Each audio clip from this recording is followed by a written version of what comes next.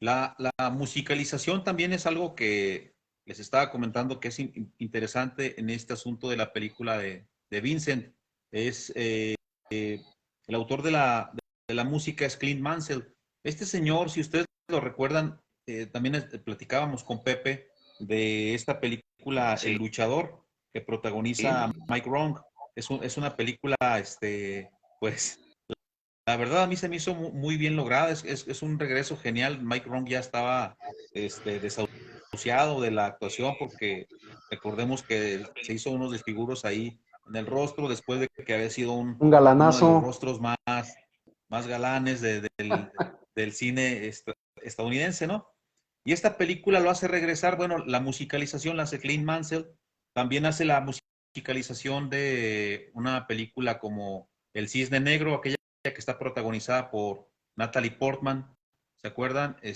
También sale Winona Ryder, sale Vincent Cassel, que también es un peliculón, ¿eh? A ver si después tenemos tiempo de desmenuzar esa película, porque son de esos dramas psicológicos que te dejan así como que en tela de duda qué fue lo que pasó, ¿no? ¿Qué fue lo que ocurrió? ¿Cómo el personaje principal que hace Natalie Portman puede ver una duplicidad de ella? Y la película en realidad no te resuelve el problema de cómo tenía ese Carajos, problema, plata eso. ajá,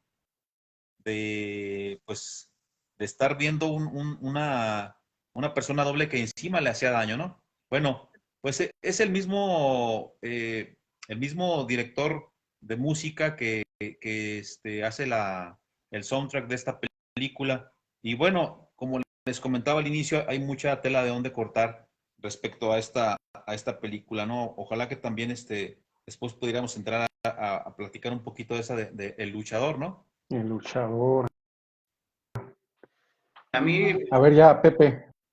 a mí Aquí está ahora tú. particularmente esa película me gustó porque, bueno, creo que cuando salió estaba yo pues ya avanzado los 30 años, ya ya no era un jovenazo, y entonces una de las primeras cosas que te muestra la película es que no todo es para siempre, pues, Sí, ¿verdad? Que el sí, sí. fuelle físico, el éxito, eh, el hecho de que la sociedad te acepte y te admire, pues es efímero. Es una de las primeras cosas que uno nota en la película, y el brutal realismo que retrata la película respecto a la gente que se gana la vida en el pancracio. Entonces, hay una escena que a mí me dejó así como helado, que es cuando sale el cuate ahí con la chamarra esa que te encuentras en la basura en Estados Unidos, con cintas plateadas enredadas en los puños, ¿verdad? Que agarra algunos empleos infames, el protagonista, para poder conseguir un poco de esteroides, de medicamento contra el dolor, tinte para el pelo y un aerosol para broncearse artificialmente el cuerpo. Entonces, es una obra cumbre de la decadencia, pero a mí me encanta esa película, me gusta la estética. No sabía que tenía esa relación en el tema de la hechura Sí, con esta otra que mencionabas, en el tema musical. Pero creo que a la mayoría de las personas no les gusta el cine crudo que refleja la realidad. Les gustan las comedias románticas, lo endulcorado, lo que tiene tomas como si les hubieran metido filtritos de Instagram, y la realidad pues no nos gusta. Y creo que tuviera algún sentido, ¿no? Porque pues ya suficiente realidad tenemos afuera o en el trabajo, en la vida diaria, como para todavía encontrarnos con esa brutalidad. Creo que en parte también esa polémica sigue vigente o estuvo muy vigente en el cine mexicano con Los Olvidados de Luis Buñuel, que queríamos darle la vuelta, ¿no? sí, sí. Como El apando. El así es, apando, señor. No sé. ese cine que muchos llaman como sucio, ¿no? Como crudo, como falto de una producción bonita en el sentido cursi, ñoño, Estético. Uh-huh. estética, sí. A Sí. ese le puede sumar la de Canoa, aquí en México, por ejemplo, también, basada en Sí, un hecho real, ¿no? Que muchos dijeron en su momento, no, hombre, y fue algo sutil comparado con la realidad. Ahorita me brincaba cuando estabas hablando la película del El Luchador. Aquí en México, en Netflix, sacaron una temporada precisamente sobre la lucha libre en México, de boca de los propios luchadores, ¿no? Y me acordé que en algún momento quienes son o somos fans de la lucha libre mexicana, al momento de ver la película gringa decíamos, pues sí, sí es cierto, todo eso pasa, pero mmm, si nos vamos a la esencia de la lucha libre, está peor, está todavía más jodido la vida que tienen. Lo platicaba en mi casa, por ejemplo, quienes son fans de la lucha libre mexicana, un luchador denominado, su nombre artístico, Pierrot, el que inventó el famoso golpe de Chad Pierrotazo, ¿no? El cuate tuvo un derrame cerebral y está muy mal, está económicamente mal. Y es donde dices, hombre, caray, fue un figurón, un figurón. Pero bueno, eso ya será cuestión de arte y cultura mexicana en cuanto a la lucha libre, ¿no? Fíjense que es muy Y haciendo interesante. aquí, perdón Hernán, nada más por no dejarlo pasar, haciendo aquí el comentario, mi estimado Pepe, donde deja también la de el Ojos de Agua de nuestro ilustre, bien ponderado amigo Mictlantecutli Arriaga. Ah, ¿No? sí, ¿Sí se acuerda de ese claro. cortometraje? Todavía genera polémica. Creo que todavía la siguen paseándose esos Sí, niños, en algunos festivales, sí, ¿verdad? todavía le Promoviendo la andan película. dando el Ojos de Digo, Agua. ¿Cómo se sí, llama? pues mucha gente participó en esa película. Sí, Yo a veces quisiera guardarme los comentarios, pero no me aguanto respecto a esa, a ese jueguito, les decía yo. Jugaron a ser cineastas, sí, pero pues luego me dicen, no, que ya aparecemos en libros de la Cineteca, de la UNAM y no sé qué. Pues yo no sé si eso sea un halago para ellos o sea, pues también así como a los grandes cineastas desconocidos, ¿verdad? Que pues ventaja pues, ¿no? Y ya no supe si hicieron más trabajo al respecto, no, pero pues bueno, le intentaron, no, y les pegó, ojalá les funcionó bien y seguido. bonito, porque como dijiste, Sí, andaban por claro, todos hicieron lados con bastante ese esfuerzo. turismo cinematográfico, eso estuvo bien. Creo que el joven Irán siguió haciendo cine, ¿no? Creo que en Sí, Estados Unidos sí, siguió así haciendo es. cine. Mi amigo Arriaga, pues creo que ahora hace política, o no sé a qué se dedique, pero lo veo muy Sí. activo en WhatsApp, subiendo estados Ah, de sí. las obras de la administración municipal. Bueno, eso ya lo dejamos por otro Sí, sí, chacoteo. porque luego se meten en problemas. No, no, no, pero sí, ese cortometraje les dio bastante sonidito. De hecho, algunos de ellos participaron en el GIF, precisamente lo que platicábamos hace 8 días, estuvieron participando en el GIF y les fue bastante bien, les fue bastante bien. Otra peliculita ya aterrizándola a la parte mexicana, que decía, por ejemplo, esa de Canoa, El Apando, eh, me estaban ahorita hablando de la cuestión del cine de culto, hablando de los luchadores. Qué buen bombazo y apertura dio el Santo al momento de empezar a hacer cine de lucha libre, ¿no? Qué bombazo tan genial y se transformó en una cuestión de culto para el mexicano, ¿no? No hay ningún, bueno, decían que no hay mexicano que no haya visto una película del Santo. Y Así por lo es. menos la del Santo contra las momias de Guanajuato, que de hecho ni siquiera jodido Santo nada más llega al final a quemarlas, ¿no? Que todo lo demás se la avientan Sí, el club de esa, emo. esa, esa producción de Santo contra las momias de Guanajuato, a la gente allá de Cuébano, de donde es Hernán, y los que vivimos algunos años ahí, nos acordamos que veíamos la película para darnos cuenta que subían por un callejón y bajaban como a 2 kilómetros por otro callejón. O Exacto. sea, no correspondían y eso me parecía muy chistoso. Les tengo una noticia, caballeros. Suéltela. Parece ser que Salgado Macedonio ya cayó. Ah, ya también Parece ser que nuestra estaban transmisión eso, de hace 8 días, hizo así es, efecto. en la que defendimos los mejores valores y principios nacionales y la Constitución y los derechos humanos y algunos grupos políticos pluscuamperfectos y desoxirribonucleicos, pues nos escucharon. Morena acaba de anunciar que Salgado Macedonio mordió el polvo. Aquí Y está. dice aquí el comunicado, la Comisión Nacional de Honestidad y Justicia, para que vean que sí existe, No, instruyó a las Comisiones Nacional de Elecciones y Nacional de Encuestas la reposición del procedimiento de evaluación de perfiles para la selección de candidato y candidata, o candidata, perdón, a la gobernatura de Guerrero.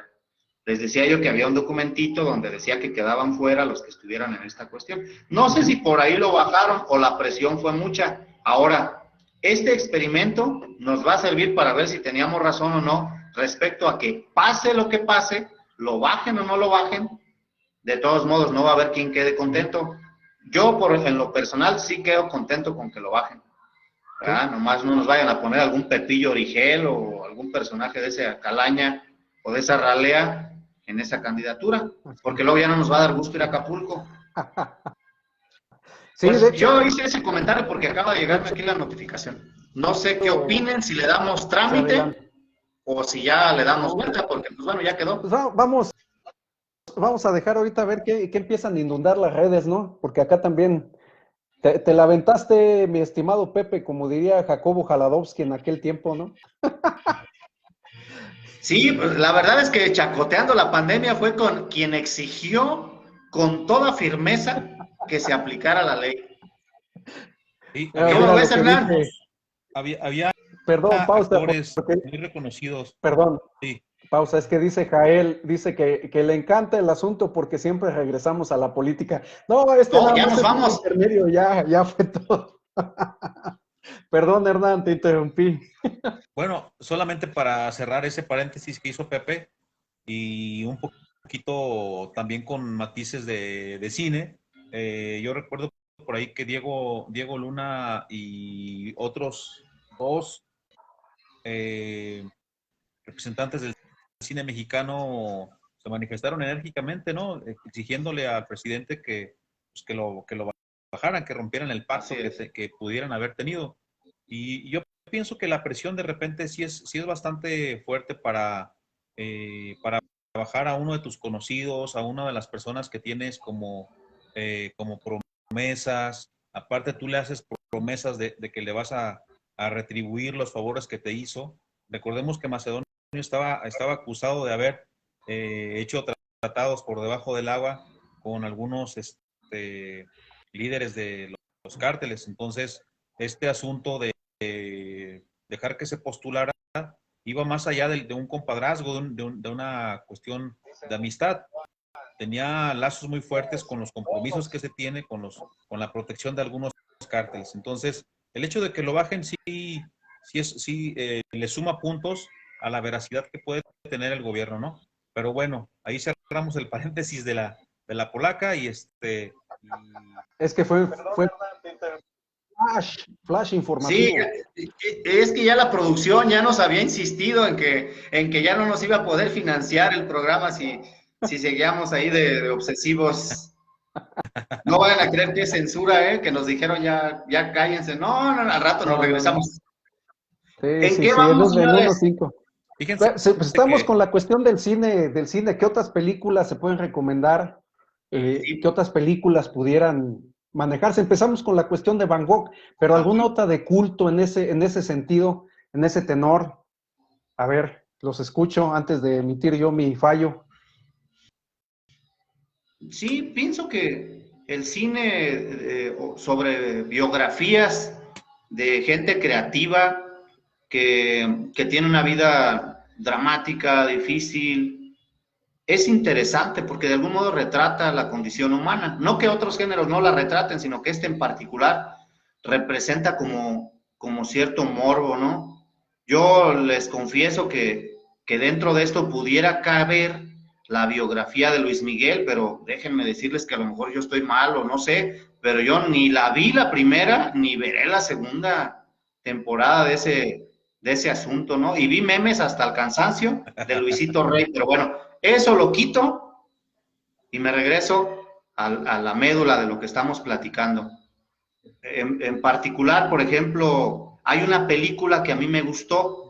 ¿Recuerdan el nombre del actor de la película, de la cinta Crepúsculo, que ahora está siendo como muy cuestionado porque iba a ser de Batman? Batman, sí. Ajá. Ese chaval sale en otra película interpretando a Salvador Dalí. No sé si lo recuerdan.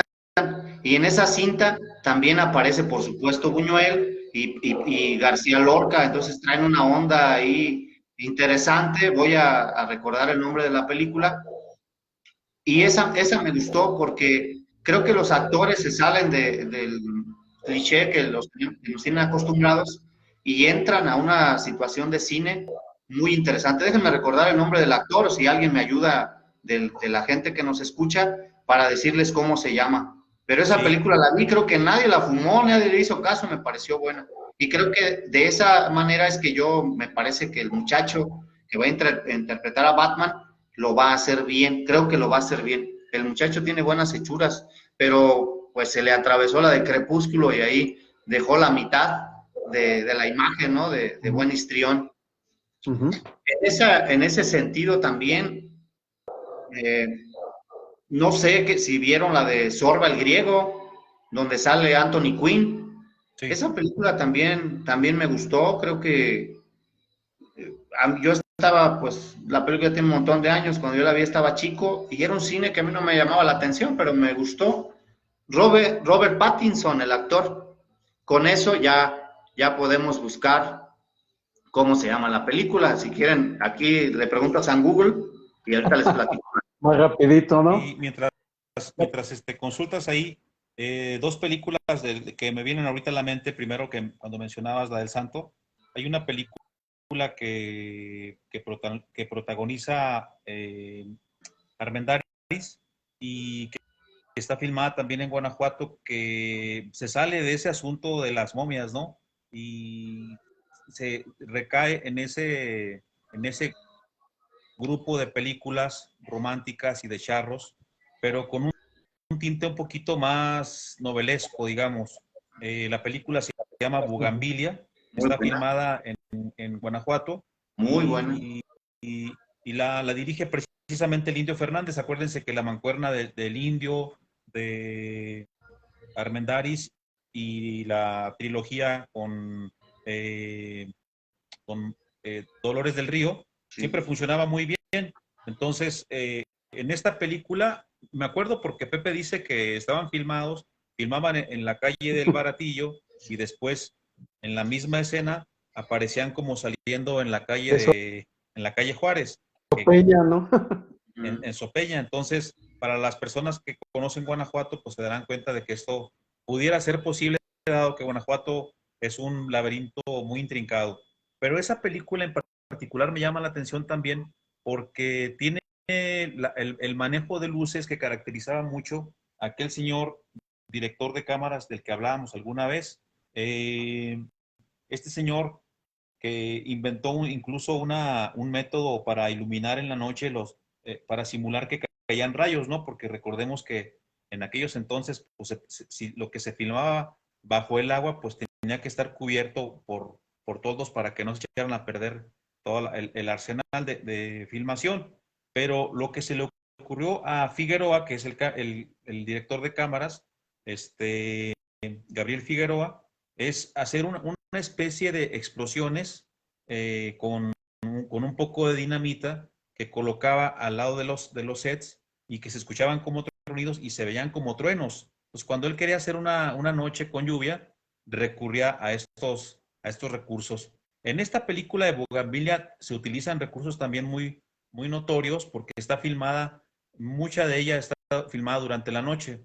Y bueno, es una de las recomendaciones para aquellos que quieran retomar el cine nacional mexicano de sus orígenes, ¿no? De la época anterior a lo que llamamos la época de oro, que fue la época en la cual estaba López Tarso, estaba Pedro Infante, Sara García. Un poquito antes, ese cine también estaba muy bien realizado. Entonces, ahorita me acordé de esa, cuando Pepe estaba mencionando el asunto de Guanajuato. Sí. Otra de Guanajuato, Los Jinetes de la Bruja, de modo que no la ubiquen, con los hermanos Almada, la bruja Salomé. No, digo, cuando hacían actuaciones buenas, ¿no? Sin disparar una pistola de 6 tiros y matar a 50. Ahí me acordé de Los Jinetes de la Bruja. ¿Te acuerdas de Juan Orol? Que le preguntaron, sí, oye, ¿por qué en tus películas hacen unas balaceras, no rompen ni un vidrio y no se les acaban las balas? Y dice Juan Orol, pues la gente no viene a ver cómo se rompen los vidrios, la gente viene a divertirse, ¿no? Hay una escena de Juan Orol donde dejaron de filmar un día, cae un personaje como de un segundo piso con una ropa y al otro día retoman la grabación y cae al piso con una ropa. Entonces, Juan Orol creo que también merece ser analizado. Ahora, dos comentarios. Uno, en San Miguel de Allende hay un restaurante que se llama Bugambilia, igual que la película, y ese lugar tiene unos chiles en nogada riquísimos, han ganado varios premios. Por aquí alguien hablaba que cuando íbamos a hablar de cocina, ese lugar ha ganado premios, pero a morir, de chiles en nogada. Es más, si va uno a San Miguel, lo digo por mí, siempre busco ese sitio, y ahora con lo de la pandemia, pues ya está un poco más complicado, pero pues lo pueden buscar en internet. Está riquísimo ese asunto. Ahora, patrocinado al pendiente, ese comentario lo retomamos después porque vamos a tener que hablar de comida, ¿no? Vamos a hablar cada quien de su restaurante favorito, ¿qué les parece? Y de qué platillos sabemos cocinar cada quien, y no quesadillas, sopa maruchan, sopa maruchita, no. Exacto. Espera. Fíjate, me estoy acordando de, bueno, ustedes saben que yo fui sonorense adoptado durante unos 19, 20 años, y he de decir que la semana pasada fui a un lugar aquí en el centro a comer y me topé con una persona que venía de Ciudad Obregón. Empezamos a platicar de los hot dogs. No sé si ustedes tengan conocimiento, pero los hot dogs en Sonora son una cosa espectacular. Producen buena carne, sí. Llevan el ingrediente que quieras, pero aparte hay una rivalidad muy curiosa entre los hot dogs que se hacen en Ciudad Obregón y los que se hacen en Hermosillo. Son una exquisitez los dos, ¿no? Inclusive también me ha tocado probar unos en Guaymas que tienen otro toque, pero bueno, les voy a comentar nada más lo que lleva así rapidito el hot dog promedio en Hermosillo. Lleva frijolitos de la olla, lleva champiñones, lleva obviamente cebolla tatemada, lleva guacamole, lleva un montón de papas, le puedes agregar un montón de salsas, y bueno, mira, nada más de acordarme se me hace agua la boca. Pero lo curioso es esto, el de Obregón lleva más o menos lo mismo, pero en Obregón pican un poquito más los ingredientes. Y tú le preguntas a la gente de Ciudad Obregón en Sonora y te dicen, no, hombre, ¿cómo crees? Lejos el sabor, los hacen súper diferentes, nada que ver con los de Hermosillo. Entonces, yo pienso que la situación culinaria de nuestro México popular es tan rica que a veces nosotros, como nos es tan cotidiana, la valoramos tampoco. Valoramos muy poco esa parte. Pero cuando vas, no sé, a otro país, a Estados Unidos, ya sea a residir o vas en una temporadita, ¿cómo extrañas esa comida de tu tierra que te comes en la esquina? Los tacos, los hot dogs, las quesadillas, como decía Pepe. Entonces, yo creo que sí merece un lugar especial el hablar de la comida, ¿no? Sobre todo también la comida del sur, en Oaxaca, que es tan rica, los tamales oaxaqueños, pero sí me vino a la memoria ese gran sabor de los hot dogs de Sonora, la verdad. Provecho para los que nos estén viendo de Sonora y a ver si es una mi salud. No, y luego provecho a que nos están viendo echando taco también. Ya abrió aquí apetito, mi estimado Hernán, con ese comentario. Sí. Pues es que miren, de una u otra manera ha girado en torno a la ciudad de Guanajuato un poco el programa, ¿verdad? Yo me viene a la mente, por ahí en la presa de la Olla, Hernán, están los restos de Ibargüengoitia, y frente a donde están los restos de Ibargüengoitia hay una finca donde él creció. Hay varias anécdotas ahí de esa finca, y hace poco, al parecer, montaron un restaurante y hay varias cosas de Ibargüengoitia ahí. Tienen buen sazón, buena comida, pero lo más interesante es que el propio administrador del lugar pues te platica ahí cosas de Ibargüengoitia. Una de las anécdotas que él platica es que ahí cerca o al lado de la finca había un hotel. Ibargüengoitia pues se dio cuenta que una mujer muy guapa pues estaba ahí hospedándose. Entonces él iba al jardín, ahí al jardincito de la presa de la Olla, andaba ahí merodeando y de repente la muchacha dejó la ventana abierta y demás. Y pues ya sabrán, ¿no? Un artista de ese calibre, pues se siguió yendo hasta que un día le dice a la muchacha, oye, si lo encuentro en la calle, y le dice, ¿y qué te parece? ¿Te la has pasado bien o no? Asomándote a la ventana, no, pues Ibargüengoitia se sacó de onda bastante. Luego les cuento el final de la anécdota, pero lo importante es que seguimos en este tema, cine, la ciudad de Guanajuato, los restaurantes, y más al rato, pues igual y hablamos de qué restaurante les parece interesante y lo de los platillos, ¿no? Les comparto y les concluyo el tema de lo de Robert Pattinson, ya alguien de la gente nos ayudó. La película se pudiera llamar algo así como Cenicitas, Little Ashes. Es una película hispano-británica y pues está Matthew McNulty, está Javier Beltrán y Robert Pattinson actuando. Si pueden después googlearla o buscarla en YouTube, ha de haber algo, pero a mí me parece un duelo de actuación de esos tres chavos. Estaban muy jóvenes los tres.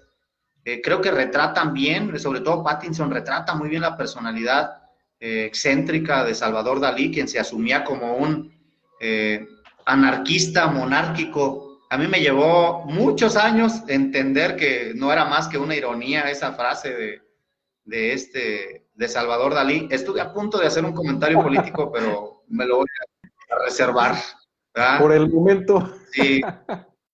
Mira, dice Edgar, dice, en los tiempos de estudiante, los burros de la pasadita, sí, cómo no.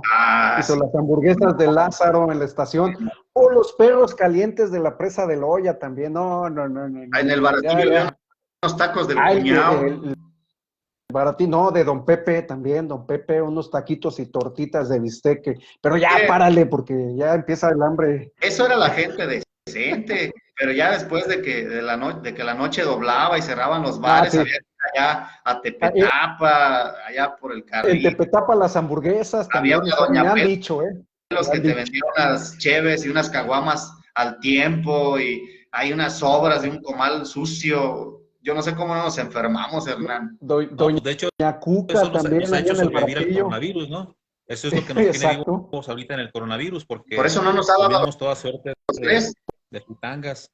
Así es. ¿Fue qué?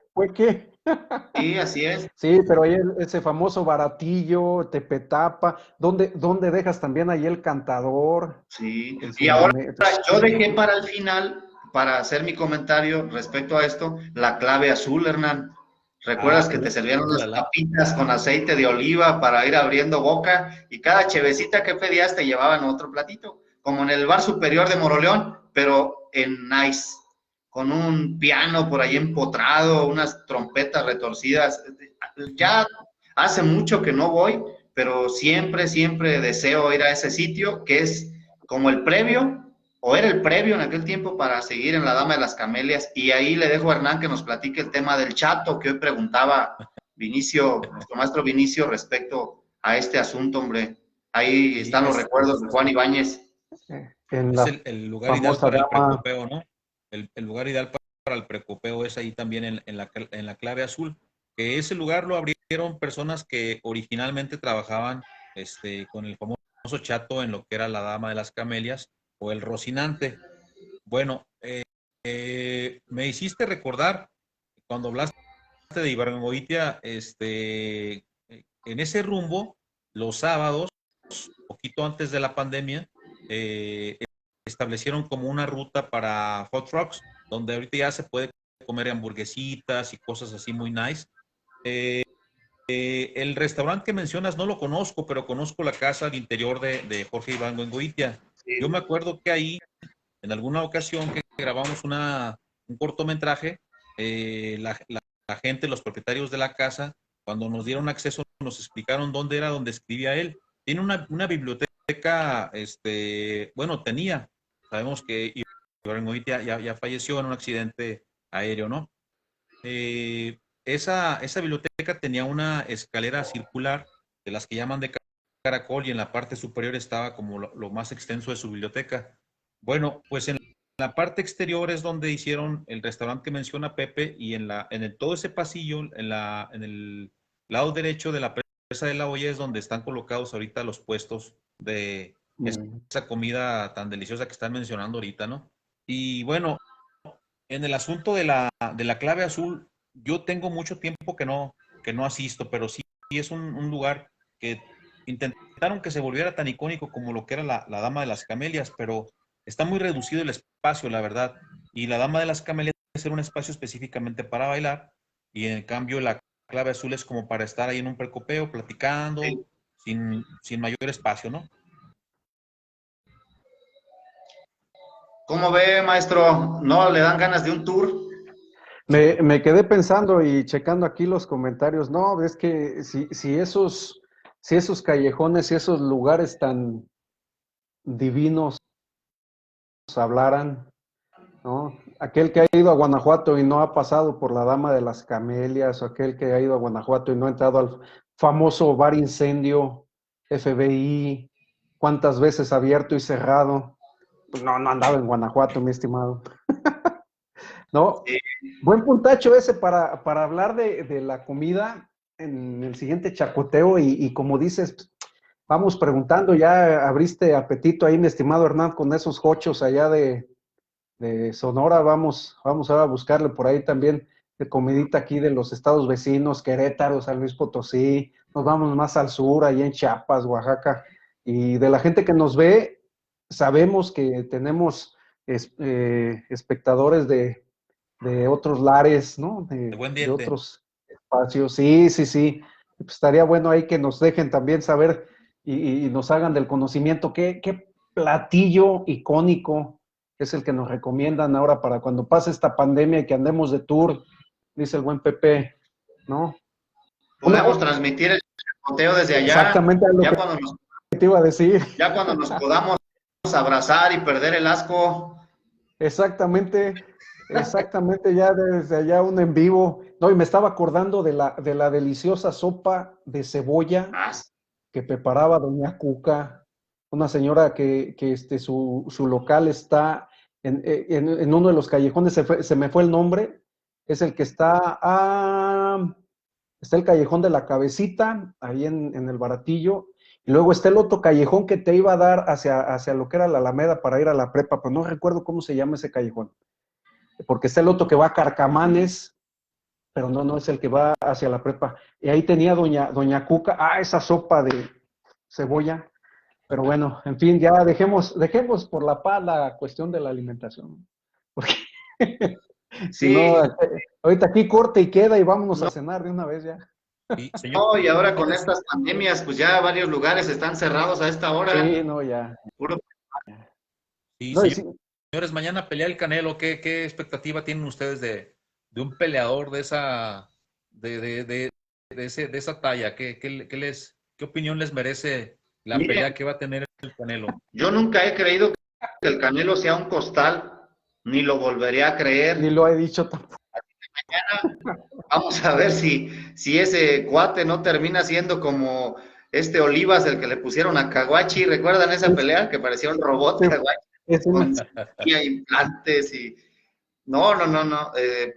Pues yo no sé si no hay rivales para el Canelo y termina siendo el tuerto rey en tierra de ciegos, o si sí es bueno, ¿no? Porque yo a veces sí me he emocionado con algún round o dos del Canelo. Es un tipo que resiste golpes, que sabe dar los golpes también y sobre todo que se sabe plantar en el ring. Ya le llegaron a poner 2 o 3 buenos rivales que tenían buen cartel y pues dio buena pelea. Yo siento que sí, de repente sí le ponen algunos bultitos, ¿no? Para cumplir los convenios. Sí.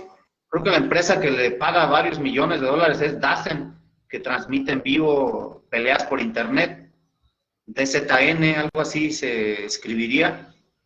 Y pues creo que no tiene gran expectativa la pelea de mañana, como que poca gente le hace caso. Creo que le hacen más memes que caso, ¿no? Ese meme que por ahí compartieron del costal de papas siendo masacrado por el Canelo, creo que puede ejemplificar lo de mañana. No sé pues ustedes hay qué opinen. Sí. muchos que le están opinión apostando que mañana se la va a ver complicada, ¿eh? Hay muchos que están están diciendo que ahora sí va a tener que moverse un poquito más y tirar no solamente 2, 3 jabs, sino realmente buscar una muy buena estrategia porque se la va a ver. Como un poco morboso que todos queremos ver perder al Canelo o tocar la lona. Ese es el punto. Hacia lleva mi comentario. Siempre en cada pelea dicen, es que esta pelea sí va a estar sabrosa, esta sí le van a dar su mandarina y resulta que al round, al segundo ya me estoy durmiendo porque, pues no, o sea, Yo lo que veo no. es que nada más se le calienta la quijada y recibe golpes y no lo Sí. tumban. ¿Ah? No sé, Hernán iba a tener un comentario. Bueno, yo la verdad he seguido la carrera del Canelo desde que era amateur y no es mal boxeador, pero es uno de esos ejemplos en los que el promotor y la compañía que lo manejan hacen de un buen boxeador, Un buen tratan de producto. hacer un espectáculo, lo cuidan de tal manera que en realidad se descuida la disciplina deportiva, ¿no? Y esto le ocurrió a Mike Tyson, le ocurrió a muchos boxeadores. Entonces, siempre tuvo hechuras de buen boxeador. La verdad es que sí. El problema es que ya no le están buscando eh, boxeadores que le puedan dar batalla, sino Espectáculo. le consiguen, exacto, le consiguen rivales a nivel de sparring para sacar un trámite, para sacar un compromiso económico, para seguir un contrato. Entonces, yo me acuerdo, no sé si ustedes recordarán o alguien de las personas que nos hacen favor de escucharnos, recordarán aquella trilogía de Terrible Morales contra Barrera, por ejemplo. Eh, Terrible Morales en algún momento de en su retiro explicó por qué nunca peleó con Márquez. Márquez, siendo un buen boxeador, nunca tuvo la talla para pelear con Terrible Morales. Pero él dijo que no era porque no fueran rivales dignos, sino porque los promotores nunca quisieron confrontarlos. A los promotores no les parecía una bolsa jugosa el pelear a esos dos peleadores que eran fajadores, pero con ganas los dos. Y entonces, en ese sentido, creo que a veces el promotor lleva al Canelo por un camino en el cual, pues, lo interesante es obtener dinero, ¿no? No tanto que le peguen.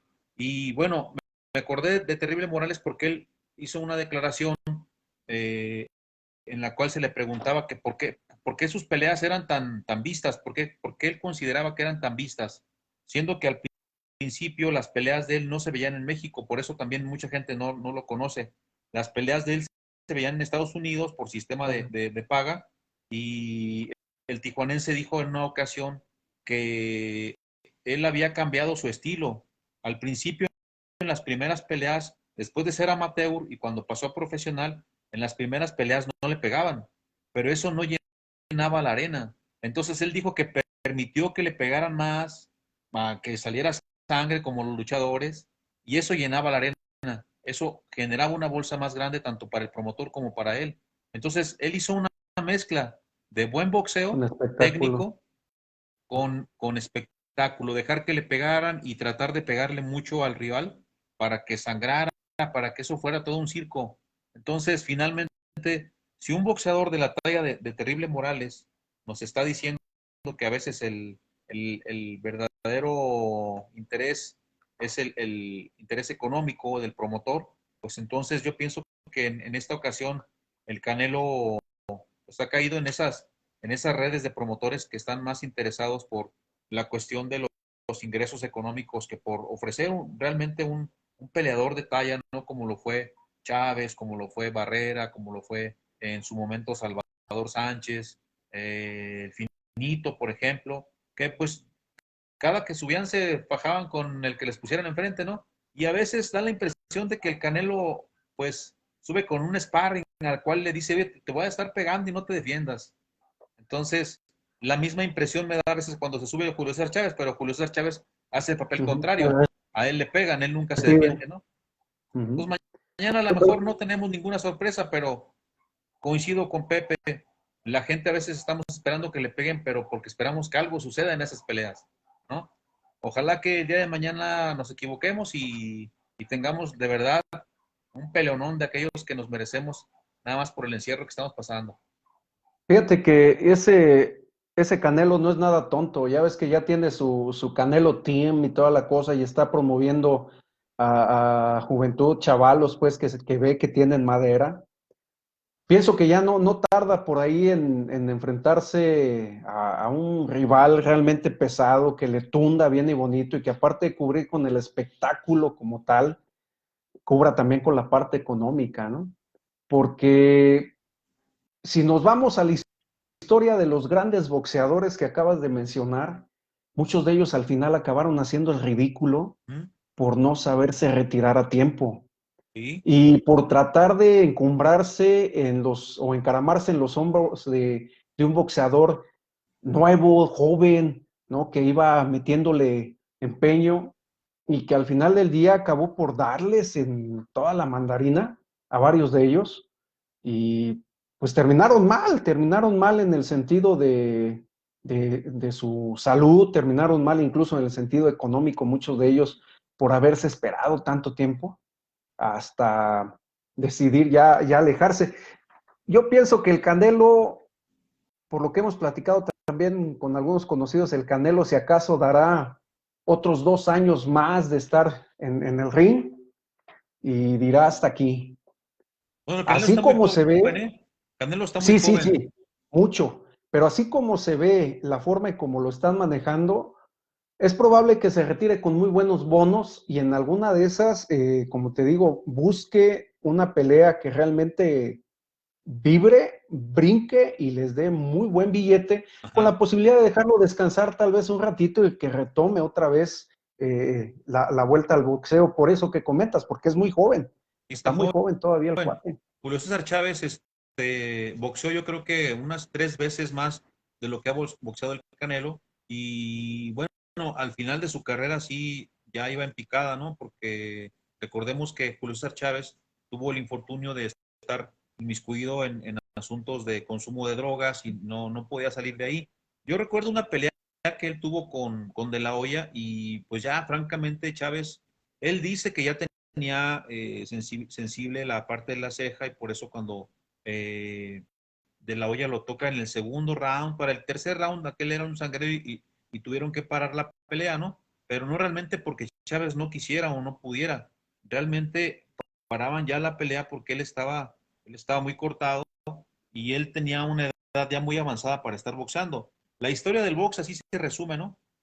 Tú tienes un lapso en el cual vas en ascenso, llegas a un punto de madurez y te enfrentan con uno más joven que apenas va a subir. Y bueno, la mala suerte del box es que los reflejos te cobran, te pasan la factura con el tiempo. Entonces, esa pelea en específico, la de Chávez contra De La Hoya, pues se notaba que Chávez ya no tenía los reflejos. De La Hoya estaba joven. Y, y bueno, De La Hoya ahorita es promotor o ha sido promotor porque estaban en una disputa ahí con el Canelo y, y él mismo, yo recuerdo en la pelea con Mayweather que le dijo, eh, si el Canelo pelea como un mexicano, va a perder la pelea. Porque para De La Hoya, él conoce muy bien a los boxeadores mexicanos. Cuando tú le pegas a uno en la cara, se prende. Mientras no lo tocas en la cara, parece que no pasa nada arriba del ring. Entonces, él, a lo que se refiere De La Hoya era que no reaccionara en el momento a todos los golpes de Mayweather, sino que tuviera su propia estrategia. Finalmente, esa pelea la pierde el Canelo porque peleó, sabemos, su estilo, lo tocaba un poquito y él no podía tocar a Mayweather, ¿no? Pero bueno, yo creo que el boxeador de mañana que se le va a enfrentar a él no tiene la talla para, Para este, darle una rastriza.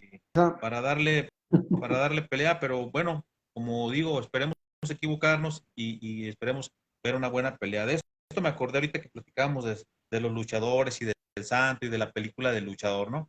¿Cómo ves, Pepe? Dice por aquí el buen Ángel, la rivalidad de Tesla y Edison, ¿no?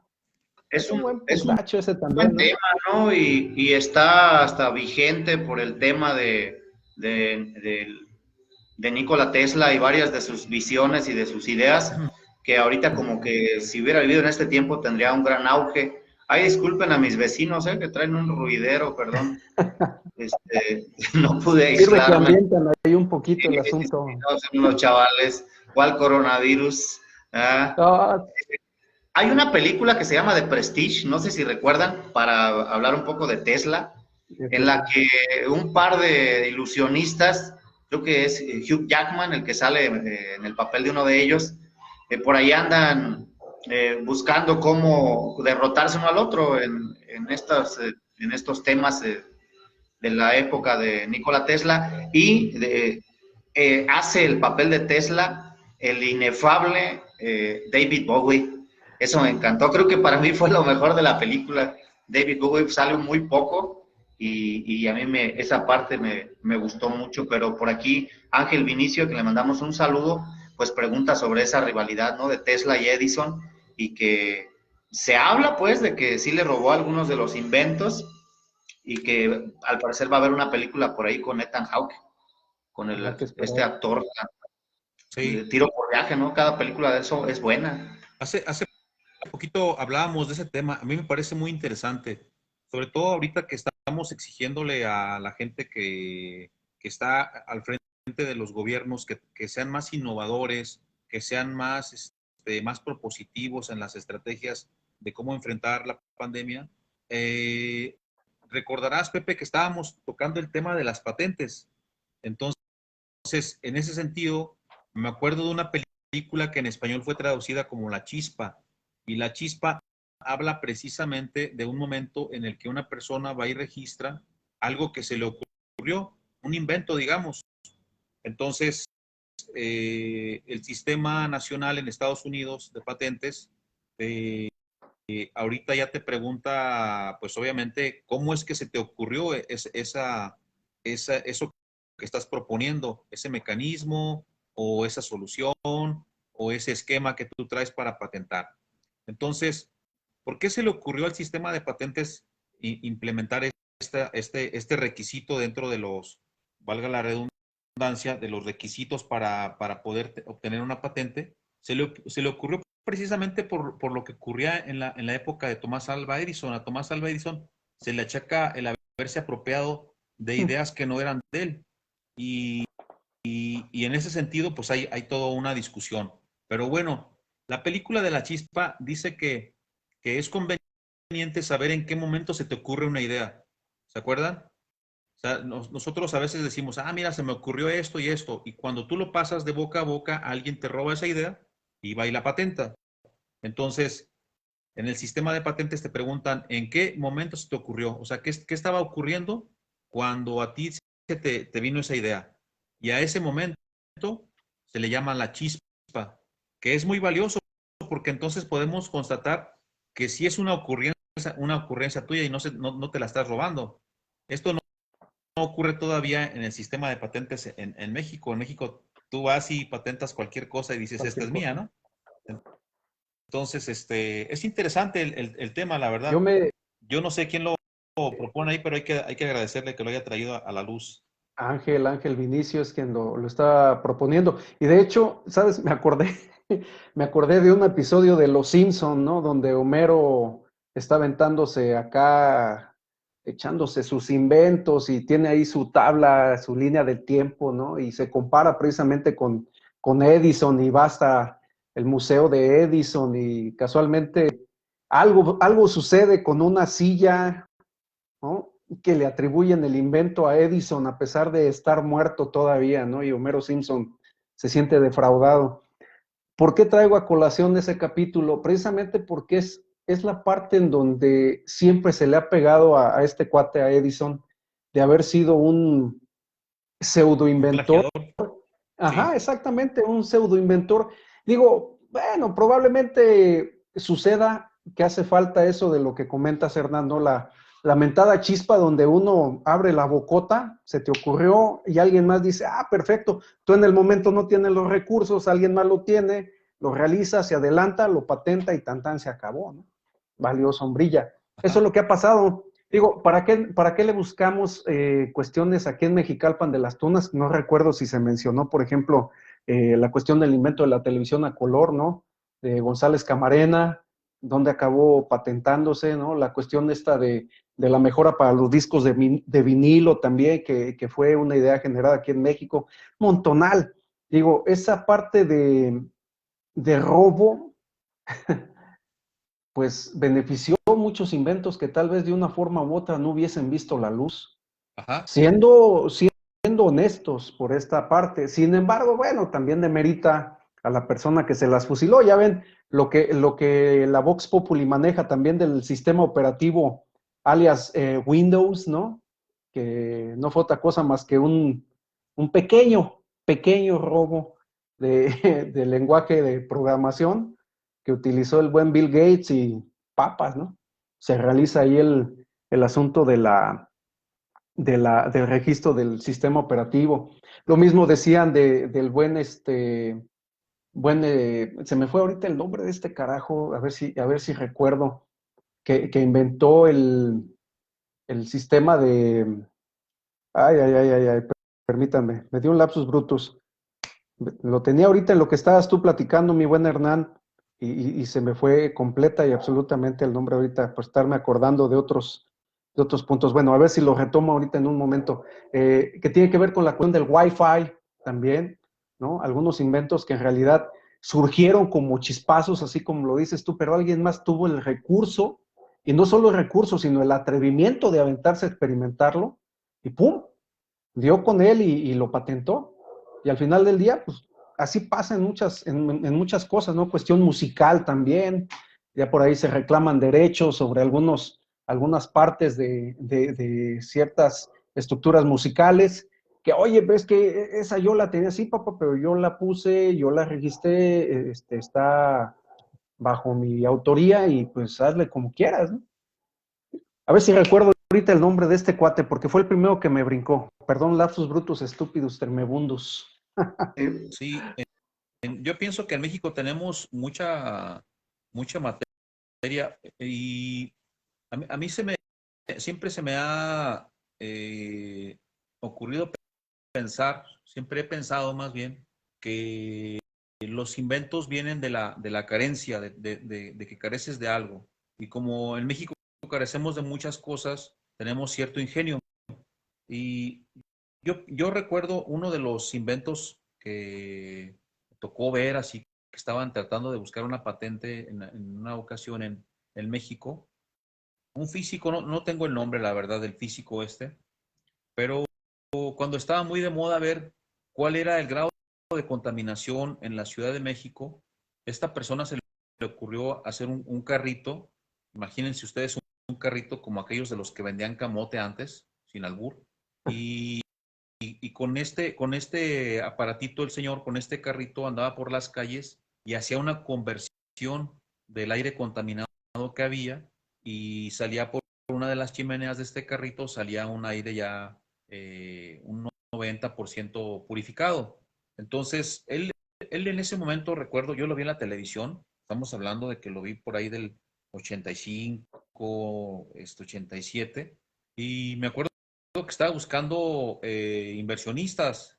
Entonces, pues en México encontrar inversión para este tipo de cosas siempre ha sido muy difícil.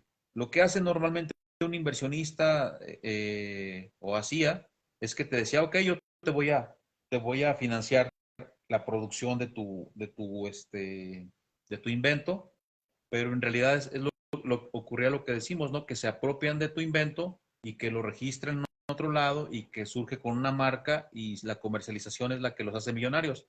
Esto ocurre en todos los terrenos, ¿no? Pero digo, en México ocurrió con la televisión, el inventor de la televisión a colores, se tuvo que ir a Estados Unidos porque aquí no encontraba, ¿no? Y es lamentable que en México no tengamos todavía un sistema sólido para que la gente a la cual se les ocurren las ideas, pues tenga ese eco, esa, esa respuesta tan favorable como en otros países, ¿no? Por ahí en alguna ocasión me acuerdo que estaba viendo las patentes de las cuales era dueño Michael Jackson. Él había patentado unas zapatillas con las cuales se podía inclinar el famoso pasito que hacía a los 45 grados. Tenía unos zapatos y tenía la patente de los zapatos, ¿no? Entonces, pues uno cuando veía los videos de él, pues pensaba que en realidad estaba como inclinado, bueno, estaba en parte sostenido con algunos hilos ahí, pero también utilizaba unos zapatos especiales que tenían abajo en el tacón, tenían un orificio con el cual se anclaban en el... Ajá, bueno, pues esa simpleza, él fue a patentarla porque dijo, en algún momento alguien se va a querer hacer rico o me va a demandar, ¿no? Con esto, que es otra de las partes que tampoco tenemos mucho cuidado nosotros los mexicanos. No estamos muy acostumbrados a patentar lo que se nos ocurre por lo mismo, ¿no? Sí. Ahorita que hablabas de cuestión mexicana, también recordé a alguien, porque dicen que no nos podemos despegar de la polaca, del ingeniero Eberto Castillo, Alberto que Castillo. también fue pródigo también en cuestión de invenciones dentro de la ingeniería civil. Y no solamente en eso, yo recuerdo que en algún momento él hablaba también incluso de algunos filtros para la cuestión de las empresas, para la cuestión de la contaminación. Pero bueno, Sí. ya será cuestión ahí de echarle una googleada para ir viendo qué tanto más se ha hecho aquí en el país en ese aspecto, ¿no? Dice el buen San Google. ¿Cómo ves, Pepe? Fíjense que, volviendo al tema de Guanajuato, yo recuerdo que cuando yo llegué a vivir a esa ciudad, en el Cervantino se presentaba un grupo que se llamaba La Resistencia, Hernán, profesor, y que siempre pedían billete ahí cerquita del Callejón del Beso, antes de tocar una rola que era la famosa rola El Esqueleto, ¿no? Que otro grupo hizo muy famosa e hizo billete con ella. Entonces ellos siempre decían, no, pues esa rola la hicimos nosotros, estos cuates nos la robaron y nosotros, ya, güey, ya toquen la canción, porque siempre están diciendo lo mismo, ¿no? Que parecía terapia ese show. Bueno, pero creo que está lleno la escena de ese tipo de historias, de que nos robaron las ideas, o de que esa era mía, o de que yo lo inventé primero. Y hay hasta una teoría al respecto, ¿no? De que a veces las cosas ya están dadas, están hechas, están en una circunstancia tal, creo que es hasta filosófico, para que sucedan. Me refiero al tema de los inventos o de algunas cuestiones no tanto musicales o artísticas, sino el tema de la tecnología. Entonces, por ese lado, creo que hay razón y razones en las opiniones de ambos, en el sentido de que, pues, si alguien sin mucho fuelle económico tiene un montón de ideas, pues a lo mejor nunca ve la luz. Y si otra persona se la agandalla, pues lo deseable sería que le compartiera un poco, ¿no? A de dónde se inspiró, a de dónde surgió la chispa, en caso de que no haya sido una idea propia. Pero estoy hablando del deber ser, otro tema filosófico. Ahora, dentro de los temas que yo quería comentar y compartir, está un documental que esta semana salió en Netflix y que es sobre Pelé. No sé si lo vieron anunciado o supieron. Yo primero pensé que iba a ser como un culto a la personalidad, como un lugar común, una historia como lo de Rompan Todo, que iba a ser de cuates, muy condescendiente, pero no, hay algunas sorpresas en el video.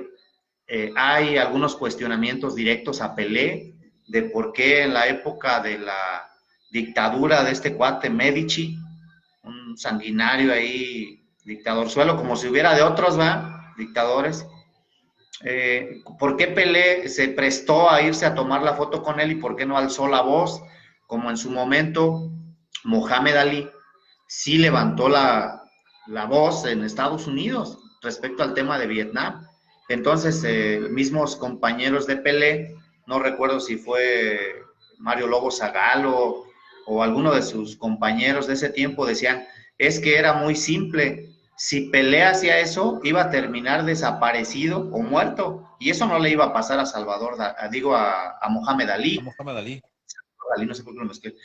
Y me pareció interesante también algunas otras preguntas respecto a el Mundial el previo al México 70, donde en Inglaterra le dieron una vapuleada a Brasil, no pasó ni de la primera ronda, y el fútbol europeo decía, pues que ya Pelé estaba rebasado, que el sistema brasileño estaba rebasado, y estaba dándose la transición hacia el fútbol defensivo, hacia un armado más defensivo.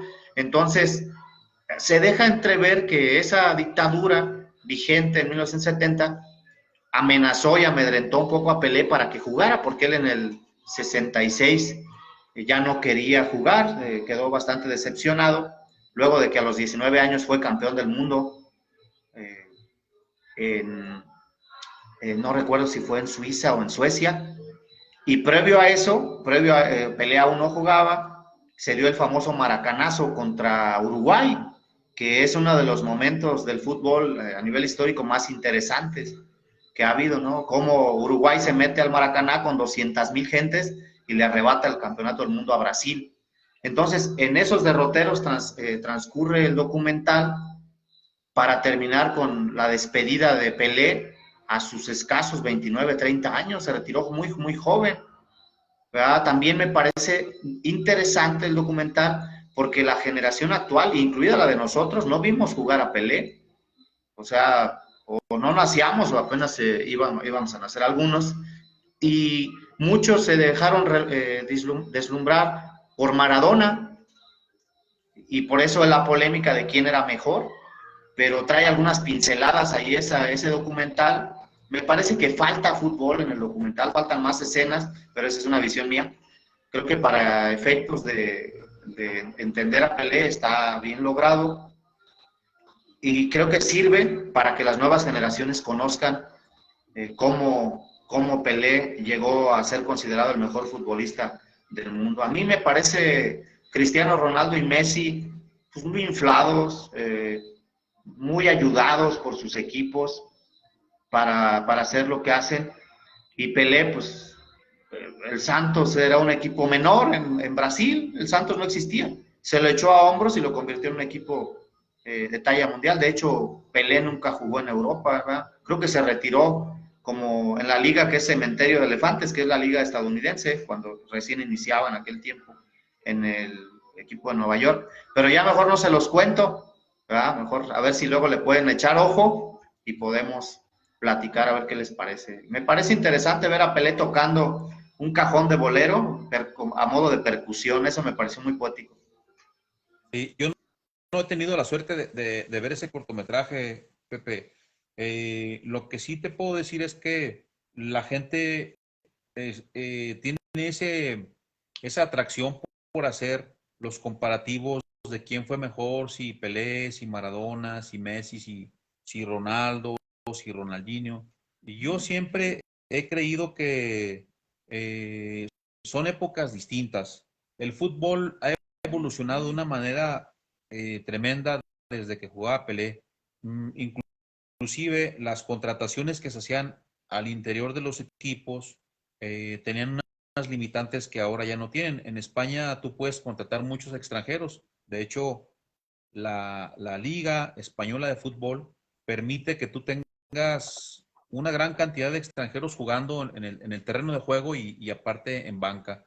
En México ha ocurrido ciertas polémicas. Hay temporadas donde te dicen nada más puedes meter 3, nada más pueden estar 4 en un equipo. ¿Para qué? Para nivelar y para que el fútbol nacional tenga esa representatividad. En los tiempos de Pelé no existía esa globalización y bueno, ha cambiado tanto el fútbol que hasta el mismo balón, ¿no? El mismo balón tiene otra, no digamos otra conformación, pero sí tiene, está realizado con otros materiales con los cuales le puedes pegar de otra manera, los tachones son distintos.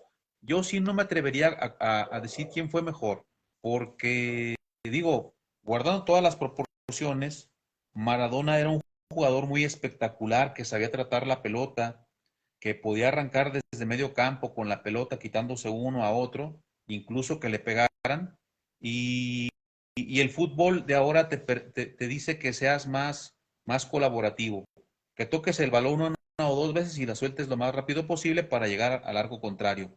En ese sentido, recuerdo también una crítica que hizo Menotti acerca de Messi. Dijo, Messi es es súper peligroso 15 metros antes de la portería enemiga. Pero si tú le das un balón en el medio de la cancha, en el medio del estadio, es un hombre perdido. Quiere decir que las limitantes son distintas. Antes Pelé hacía muchas cosas. Pelé conducía, era buen rematador, era buen driblador, era bueno poniendo pases. Y ahorita los jugadores no son tan completos, como que son muy específicos, a excepciones de, por ejemplo, de Ronaldinho, este de pelo largo que toca el balón como verdadero monstruo, ¿no? Como un crack. Eh, Ronaldo, por ejemplo, en su generación también fue un gran jugador, pero tenía otras aptitudes. Por ejemplo, no era gran rematador, era un hombre perdido por aire, ¿verdad? Entonces, creo que sí son épocas distintas. Estos documentales son valiosísimos porque nos hacen recordar a las estrellas de antaño, que no, como tú dices bien, no tuvimos la suerte de verlos jugar. Yo recuerdo que escuchaba hablar de Pelé. Eh, en ese entonces los partidos del Mundial se televisaban, pero digo, no siempre teníamos acceso a la televisión a veces. Y entonces yo no recuerdo en mi vida haber visto un partido donde participara Pelé. En cambio, sí me acuerdo donde participaba Maradona. Y si yo lo comparo con un Messi, digo, bueno, creo que Maradona estaba muchísimo más robusto y siempre fue muchísimo más golpeado y tenía menos acompañantes, menos gente que trabajara para él. Creo que el trabajo que hacía Maradona era como eh, más uno a uno, más hombre a hombre. Y ahora los equipos creo que trabajan para los dos puntas, para los dos delanteros. Se Delantero. encargan de servirle, se encargan de abastecerle balones, de mandarle centros, y en base a esos dos, creo que funcionan los equipos.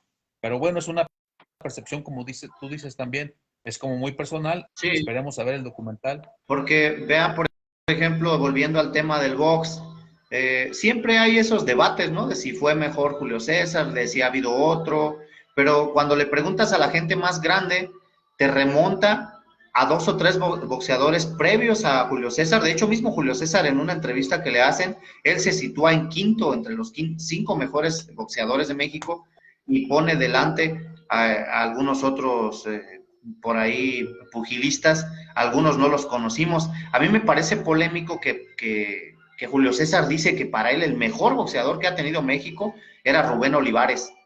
Ajá. Me parece interesante, quizá polémico, y da sus razones. Luego por ahí en YouTube habría que buscar la entrevista.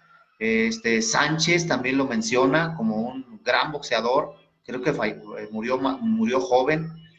Y pasa igual que con el fútbol, que será bien difícil llegar a una respuesta porque eran tiempos distintos, bien lo dice Hernán, hasta equipo, el pasto, el balón, se ve que rodaba menos, que botaba diferente en ese documental el balón, y hay dos o tres jugadas que hace Pelé llevándose desde la media cancha a medio mundo. Hace unas jugadas donde se ve que era un hombre bastante inteligente, en un partido en particular del Mundial de México 70, está encarando a tres defensas y da un pase y hace un golazo, creo que es Tostao, uno de ellos, de esos brasileños grandes que hubo en aquel tiempo. Entonces, pues creo que sirve como para echar chacoteo, para echar café, el famoso easy, ¿no? ¿Qué hubiera pasado? O y si Sí. hubieran jugado juntos, ¿qué hubiera sucedido? Sería complicado, ¿no? A lo mejor tendríamos que crear un simulador para ver esos temas. Pero también a nivel físico, ya en color, se nota Pelé entrenando, se ve su fortaleza física, un hombre bastante fuerte, alto, con un martilleo y un salto también impresionante. Eso me sorprendió. Y muy, muy Sí. recomendable.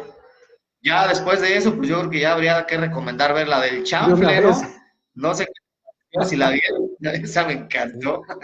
Sí, Sí, sí la no, pero vimos. fíjate, lo que comentan es bien cierto, fíjate, desde la forma de los preparadores, bueno, la cuestión de los preparadores físicos, todo lo que se tiene hoy en el sentido de la tecnología para cuidar al jugador, todo lo que tiene que ver hoy día también con la cuestión de la fisioterapia con la que se manejan los jugadores. Es mucho rollo. Por ejemplo, puedo hablar también en el sentido de otro deporte que me gusta mucho, el taekwondo. Si nos vamos al taekwondo de los 80s, ese era un taekwondo realmente de contacto.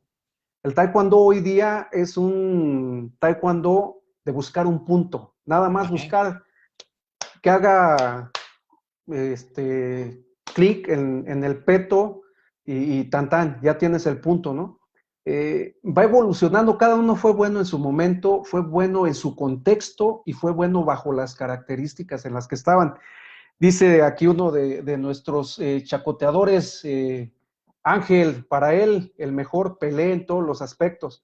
Bueno, si nos vamos a la parte del análisis físico, del rendimiento, del juego cuerpo a cuerpo, etcétera, pues tal vez podríamos generar ahí algunas estadísticas, ¿no? Que nos permitieran diferenciar a cada uno de estos participantes, pero sin lugar a dudas, me quedo pensando, Pepe, por ejemplo, en la cuestión de los runners, como también el simple hecho de un tenis, el soporte, ¿no? La cuestión del arco, la cuestión de la ropa, la cuestión que si es dry fit, si no es dry fit, si, todo eso te va restando segundos, microsegundos, etcétera.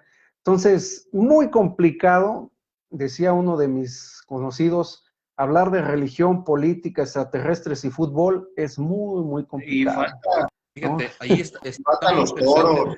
Faltan ¿Perdón? los toros. Bueno. No, ese tema, Fíjate, híjole, es complicado. hay un corredor que acaba de romper la barrera de la distancia de los maratones, normalmente se recorría arriba de los 2:10. Hay un corredor, creo que se Kipchoge. apellida Eliud, ¿no? O Kipchoge. Kipchoge. Eliud Por Kipchoge. ejemplo, cuando él rompió el récord hace, pues no hace ni un año, ¿no? Que lo rompió. Hizo un año ya. Llevaba, ¿mandé? Hizo un año que rompió el Hizo récord. un año, no acaba de ser un año. Pero ve todo lo que rodea a ese hombre para que rompa el récord. Llevaba un grupo de punteros abriéndole camino para romperle el viento. Llevaba un zapato especializado que desarrollaron para ese momento. Y él trató de romper ese récord primero en una ciudad, creo que fue en Londres, y hacía un poco de viento, no pudieron, abortaron el plan y se fueron, creo que a Suiza. Y rompió obviamente el récord, ¿no? Pero es que hay muchas cosas que te brinda la tecnología, había mucha gente preparada detrás, había mucho en la ropa, para permitirle llegar a esos, incluso me acuerdo que las personas que iban abriéndole punta, Pepe debe saber mucho mejor porque es su fuerte, es un área donde él se desarrolla también. Los restituían cada determinado kilometraje, los restituían, los sacaban, metían a otros más fresquecitos para poder ir al frente de él y iban en una especie de lanza invertida. Y esto hacía que precisamente él pudiera ir corriendo sin que le pegara de frente tanto viento y poder ir más a prisa. Entonces, bueno, si hablamos de un Dionisio Cerón que corría los 2:10, creo que en Nueva York hacía 2:10, 2:10 y algo, pues esa gente corría entre los nopales, ¿no? Realmente los mexicanos que fueron grandes maratonistas fueron ellos solos, ni siquiera tenían un equipo detrás de ellos que los asesorara, mucho menos que los financiara. Calzado, pues era lo que ellos compraban. Sabemos que el deporte mexicano tiene muy desprotegidos a sus deportistas por X o por Y, pero en otros países no ocurre eso. Por ejemplo, en Inglaterra hay mucho apoyo para el deporte, en Estados Unidos hay mucha gente que hace el esfuerzo por migrar a esos países y tener mejores condiciones para competir. Pero sí, definitivamente es una diferencia abismal los tiempos con los que se corría cuando Dionisio Cerón a los tiempos en los que se corre ahorita, ¿no, Pepe? Pienso que algo que mismo Kipchoge decía es, pues esa tecnología está disponible en este momento, estas técnicas, el tipo de tartán, y hay que usarlo, hay que aprovecharlo. Dice, sin embargo, los que corrieron esos kilómetros fue en Monza, fueron mis piernas, dice, las que entrenaron fueron mis piernas. Y sí resulta interesante hacer comparativos con otros corredores, saber que hubieran logrado estos grandes mexicanos que tuvimos en los 90s, que fue una generación dorada. Todos los récords mexicanos están en los 90s, hasta el 98 creo. Y solamente Juan Luis Barrios y 3 chavalillos que están corriendo en este momento. De hecho, hicieron por ahí un entrenamiento esta semana, corriendo abajo de 3 minutos por kilómetro, 20 kilómetros en un control de ritmo. Y creo que estos pueden llegar lejos, están tutelados por un equipo de Nike, están bien arropados. Ojalá no pase lo que pasa con la mayoría, porque aquí es donde está el problema. Este es el secreto, un secreto que pues no es tan secreto, ¿verdad? El tema es entrenamiento, peso, alimentación, descanso y tu propia capacidad física para ir llevando eso adelante. Muchos grandes corredores con facultades impresionantes los lesionan desde muy chicos y siempre están lesionados, ya no llegan a ningún lado. A veces les falla un fisiatra, a veces no son disciplinados. Hay un montón de personas con grandes ganas de correr, pero su cuerpo no les ayuda, su fenotipo no les ayuda, su rodilla, su espalda, a veces la proporción de las piernas con el tronco no es la adecuada. Es decir, es como hallar un garbancito de libra y llevarlo hacia adelante. Pero también creo que ha hecho un poco de daño tanta carrera masiva para runners, de los que van con su celular en el brazo, nada más para tomarse la selfie cruzando la meta. Y los corredores de élite están olvidados, nadie los pela. Les dan premios de 1,000 o 2,000 pesos y la inscripción son 500 pesos por correr, porque te den una playerita. Básicamente compras tu playera, ¿no? Y tu garrafoncito del agua y la foto, porque la foto te la venden, colocan cámaras en la meta, a veces corren 1 kilómetro, se esperan y ya cuando vienen los demás corredores se meten y salen en la foto. Hay grandes temas de eso. Pero es el mismo asunto del fútbol, del béisbol, del fútbol americano, de cualquier deporte. Se tiene que usar lo que hay y compararse pues lo que hay. Sí. Oye, Gallo, ¿cómo se llamaba aquel famoso corredor priista que fue a mostrar las habilidades mexicas a tierras alemanas? Creo que fue un maratón. Madrazo. Se robó. No, Roberto Madrazo. Es un hito. Corrió un maratón, es decir, 42 kilómetros según el nombre, Pepe. Con chamarra y con cangurera. Un corredor que se tenga cierto respeto a sí mismo no corre así. ¿Por qué? Porque las rozaduras después de 5 kilómetros te dejan como si te hubieras quemado, o sea, te dañan completamente la entrepierna, donde esté friccionando te va a dañar. Madrazo llega a la meta hasta con los brazos abiertos, con la cangurera y todo sin sudar. Pues ese hombre no corrió más que 5 o 6 kilómetros. Lo que hace un corredor cuando se equivoca en la ruta, porque lo más seguro es que a él le pasó eso, porque él, Madrazo, hay que decirlo, sí corría maratones, igual que Peña Nieto traía 50 minutos en 10 kilómetros, también hay que reconocérselo. La carrera Molino del Rey de sus últimos años de gobierno, ajá, hizo 50. El Estado Mayor que traía ahí pegado eran corredores que sí corrían. Aparte de que tenían que llevar un arma, tenían que llevarle el ritmo, no era fácil. Pero bueno, Madrazo llega a la meta, lo premian en su categoría, que debe haber sido veteranos, mayores de 60, por ahí. Pero cuando a ti te pasa eso, que te sales de la ruta, te quitas el número y llegas a la meta, sí llegas a la meta, pues, porque pues ahí están tus cosas y ya ni siquiera te acercas al podio, ¿no? Dices, pues no cumplí la meta. O sea, es como cierto respeto por ti mismo, pero no, Madrazo, hasta salió en los periódicos, dio entrevistas, hizo un desmadre. El único que quería mucho a Madrazo era Larraqui, ¿recuerdan? El publicista. Sí. El mayor logro fue darle un pedazo. Sí. Eran compas. Fame. Sí. Ya, puro chacoteo. No sé si me escuchan ahí. Sí. Es que tuve por aquí un detallito con el audio. Dice acá, los rarámuris de Chihuahua, dice Ángel Vinicio, son buenos y sin tanto entrenamiento. Pues, ¿qué más entrenamiento que andar corriendo, como dice Hernán, entre puro trailero ahí? Siglos de ese tipo de entrenamiento. El problema con los rarámuris, y debemos decirlo, porque de repente romantizamos también esa parte. El asunto con los rarámuris es que traen tiempos muy lentos en comparación a los grandes ultramaratonistas a nivel mundial. Es decir, yo los veo cuando los llevan a competencias más como Mexican Curious. ¿Por qué? Porque hay competencias donde dan 6,000 pesos al primer lugar que va a correr 80 kilómetros, 120 kilómetros, y pues no te vas a poder traer un Kilian Jornet, ¿no? A un español de ese calibre, que es el Sky Runner más cabrón que hay. El Kilian Jornet puede pasar compitiendo 18 días, durmiendo 1 hora, comiendo, aseándose y siguiendo, corriendo. Tiene todos los récords en las distancias largas. Y por ejemplo, el que tiene el récord de los ultramaratones, un japonés, pues le saca como, ¿qué les gusta? Unos 40 minutos, 1 hora 20 a un rarámuri. Luego igual y podemos hablar de ese tema. En el caso de Kilian Jornet, pues es un fuera de serie, es un cuate que está patrocinado por Mercedes-Benz, Land Rover, Salomon, y no hay quien se le pegue. Sí, pero ajá. A nivel nacional, por supuesto que es complicado ganarle a un rarámuri en ultramaratones. Sin embargo, si hay algunos corredores guerrerenses en particular, hay uno que es de mi edad, tiene 44 años, que pues es uno de los mejores. La carrera más famosa de Estados Unidos, ese cuate la llegó a ganar 2 o 3 veces.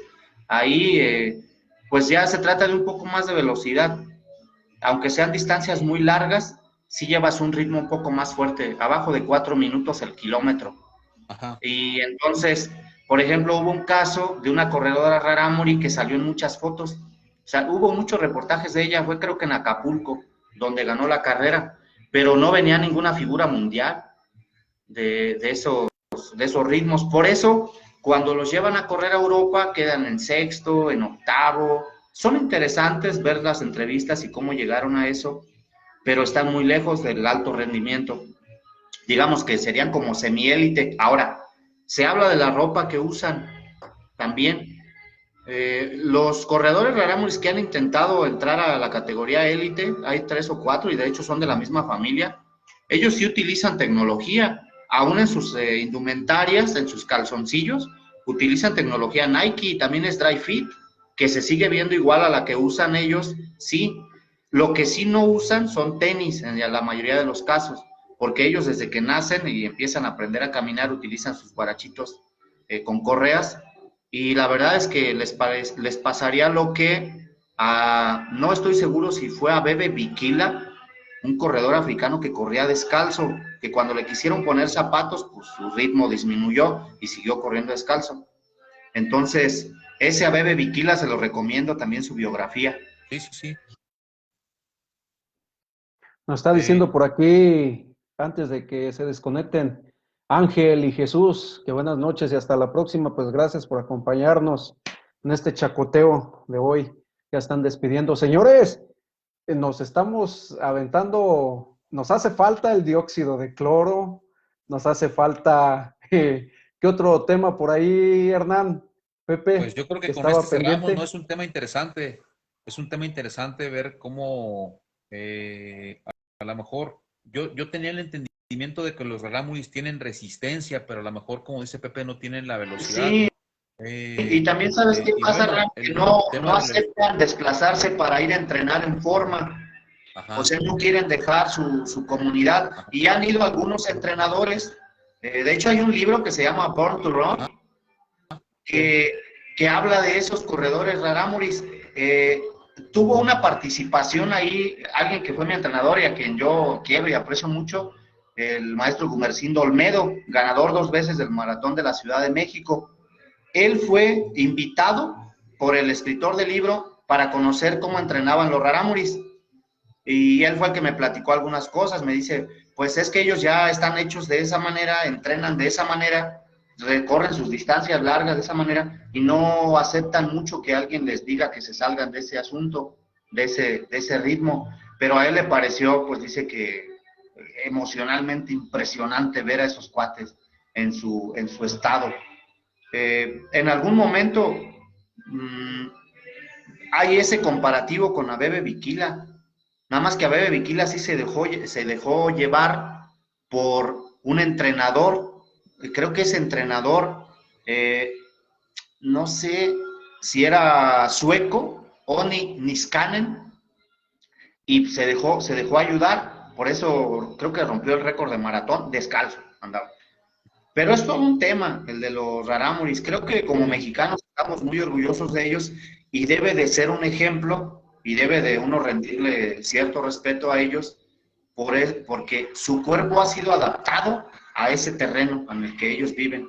Como que hubo una especie de asunto darwinismo, ¿no? Claro. De ser aptos a su propio territorio. Igual los Yo creo kenianos que también, ¿no? sí, pasó lo mismo. Igual.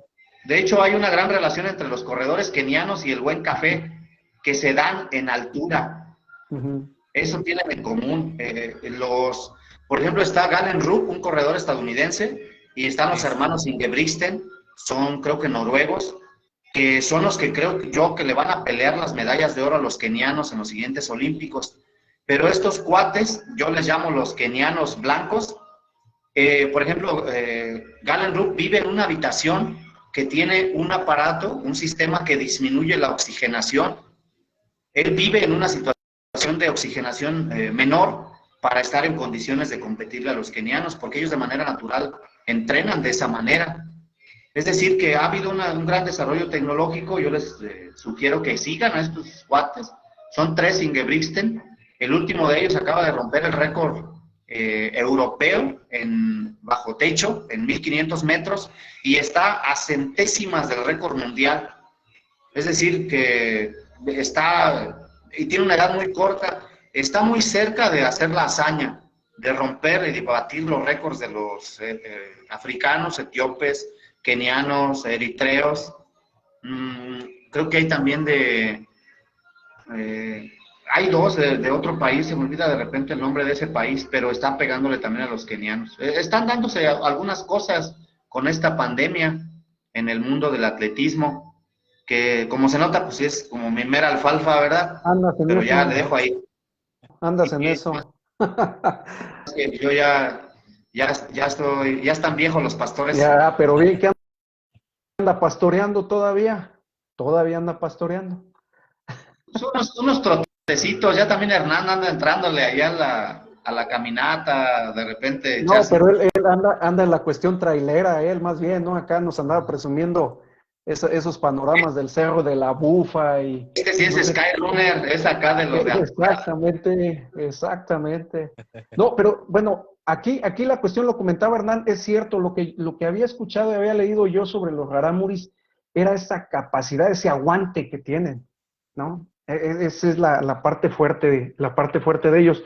Y lo que dices, Pepe, de estos cuates que se están poniendo las pilas ahorita para darle un poquito frente a los kenianos y demás, regresamos a la parte de que la tecnología y todo este rollo, haciéndola o aplicándola en la cuestión deportiva, en la cuestión de las artes, etcétera, nos va a poner siempre un escaloncito arriba de los que estuvieron antes que nosotros. Entonces, pues hay que ver cómo esto le va a pegar de manera positiva y qué tantas broncas puedan llegar a tenerse también en los próximos Juegos Olímpicos, en la parte de los runners, de lo que estamos platicando ahorita. Señores, no sé, nos podemos seguir aquí hasta las 11 de la noche sin problema. Ya nos están comentando por ahí también Laura, muy buenas noches. Ya hay que Sí, pues, Ya se me podríamos lo había seguirnos de dicho. largo con varios temas. Les comento el nombre del país que desde mi perspectiva le va a pegar a los kenianos y a los etíopes, Uganda. Pónganle atención a ese país. Okay. Sus corredores están entrenando. Esto es básico. ¿A qué nivel y a qué volumen puedes llegar a tener tu capacidad de oxigenación? Mismo caso del COVID, ¿no? La oxigenación es el secreto. Claro. Ellos tienen un movimiento, un volumen de oxígeno muy alto y están entrenando en unos volúmenes tales que les permite desarrollar velocidades altísimas en la pista. Uno los ve y parece que van bien lentos, ¿no? Pero su zancada es como de 2,30 metros, por eso se ve que flotan. Pero si los ves en la pista, Si un día pueden, háganlo, vean entrenar atletas de alto rendimiento, parecen caballos de carrera, hasta eso es pura sangre. El sonido, es un sonido impresionante. Y el único sonido que no emiten es cuando tocan la pista. Su contacto con el tartán es mínimo, y es parte de la economía de paso también. Es poesía ver un corredor de alto rendimiento. Por eso vayan a verme. Me la ganaste. La promesa de Cueva no. ¿Cómo ven? Vamos nada más dándole una tinterita a la cuestión del dióxido de cloro. ¿Qué opina la gente que nos está viendo sobre la cuestión del dióxido de cloro, no? Que es polémico, ¿no? Que hasta algunas compañías aseguradoras se han puesto a meter ahí en sus cláusulas que no se van a hacer responsables si alguien anda consumiendo dióxido de cloro. Exacto. Sin embargo, los defensores lo que afirman es que debe de ser la cantidad adecuada y las dosis adecuadas, y que también cada cuerpo es diferente. Eso es lo que dicen lo que defienden este tema. En algunos médicos bastante escépticos lo que dicen es que se está envenenando de a poquito la persona que lo consume. Sin embargo, como nosotros somos legos en este tema, también sería bueno que quienes nos escuchan opinen un poco. Yo veo a Hernán ahí un poco como con ganas de hacer un comentario, ya cuando los bigotes así como que se le arriscan, trae ese comentario. A mí en lo particular, este tema me interesó y creo que muchos de quienes nos ven y escuchan les va a pasar o les ha pasado, y si no les ha pasado, ojalá nunca les pase, tener un pariente o a una persona cercana en una situación difícil de COVID. ¿Por qué? Porque sucede lo mismo que con los... no es una comparación, nada más digo que sucede lo mismo. Con la gente que lee la mano, el tarot, con los salomones, grandes psíquicos, que cuando estás al borde de una situación difícil, dices, el perdido va a todas.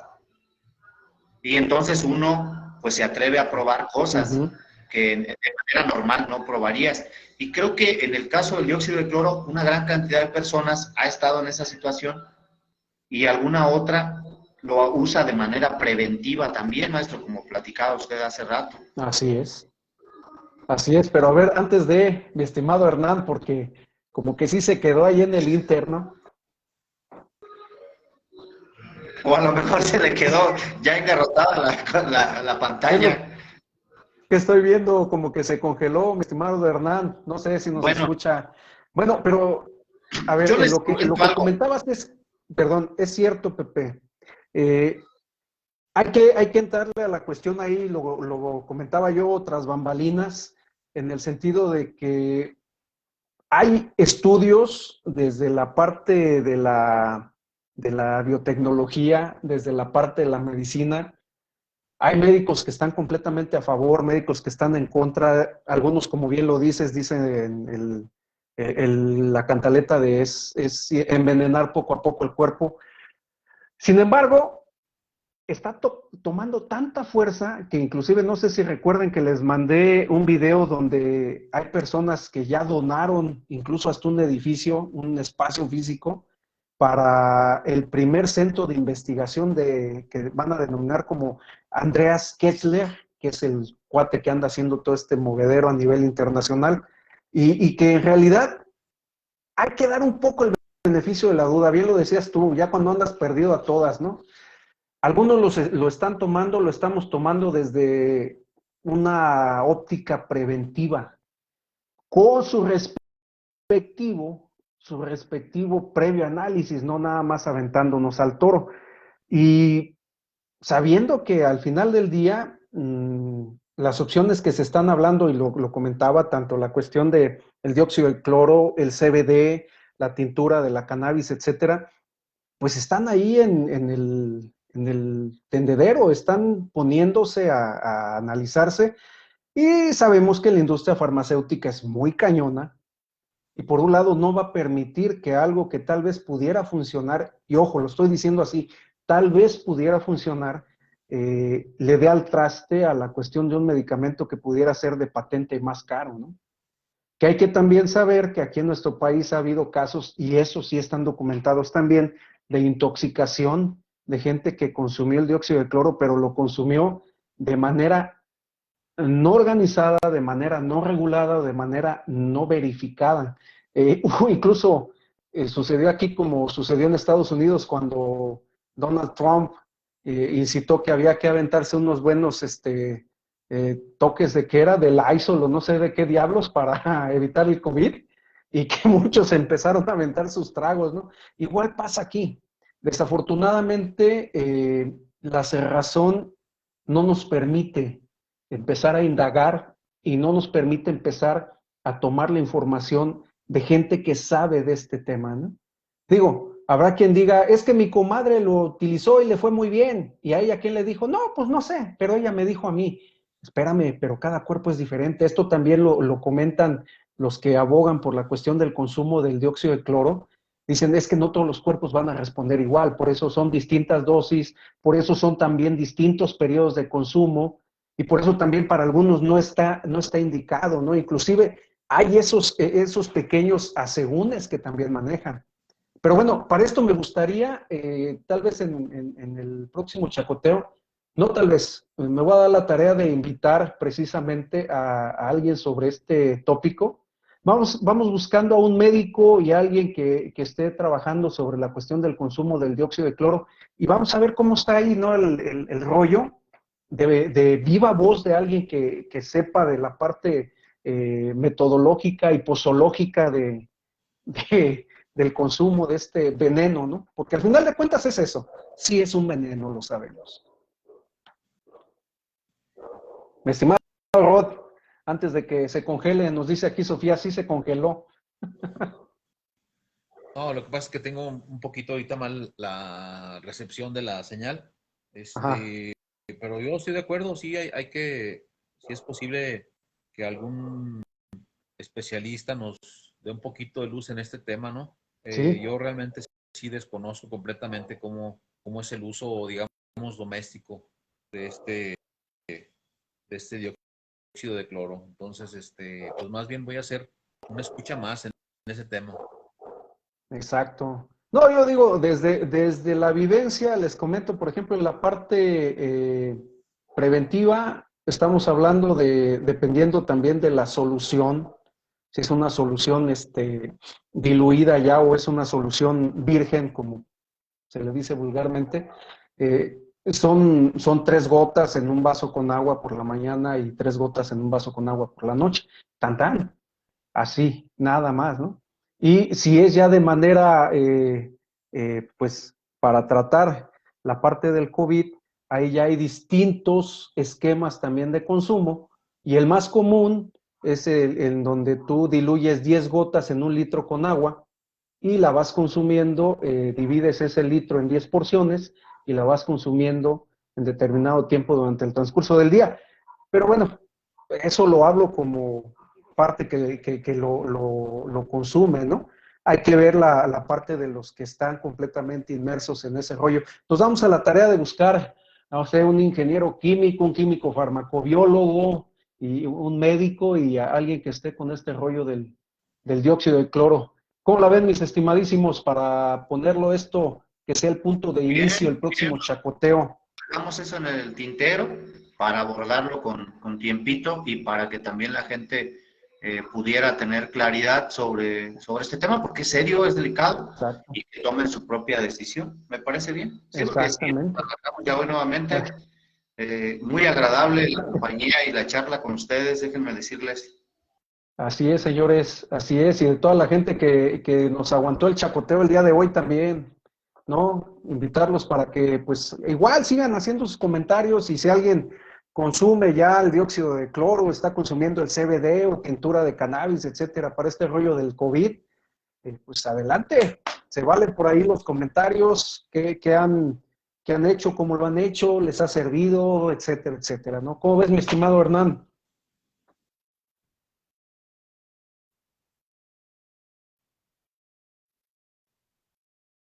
Ya se congeló un poco por ahí. Ya se escucha Ya nada regresó. para Sí, ir pues cerrando. realmente, ¿mande? Sí, para ir cerrando, sí nos dice A ver, mi Pepe, mi Hernán, ya estás ahí de nuevo para ir cerrando. Pues nada, agradecerles, ¿no? A la gente que nos está haciendo comentarios, a la gente que nos escucha. Ahí me van a disculpar, pero tuve un problemita ahorita con la recepción del Wi-Fi, pero aquí estamos pendientes y un saludo a todos. Perfectísimo, mi estimado Pepe. Creo que también por aquí quedan temas, ¿verdad? Para la siguiente, el tema bueno, el asunto culinario, nos lo llevamos también de tarea. Creo que el asunto de Salgado Macedonio da para lo de la siguiente semana, lo del Día de la Mujer, ¿verdad? Por ahí del día 8, igual y también sería bueno por lo menos estudiar o citar o invitar mujeres que tengan una visión del tema.